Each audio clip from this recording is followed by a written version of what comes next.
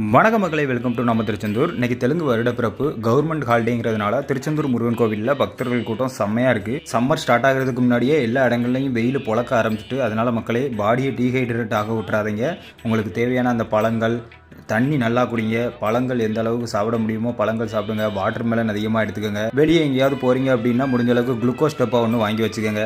Fresh juice குடிங்க, கரும்புச்சாறு குடிங்க, இளநீ, நொங்கு இதெல்லாம் கிடைக்கும். ஸோ இதெல்லாம் நல்லா சாப்பிடுங்க.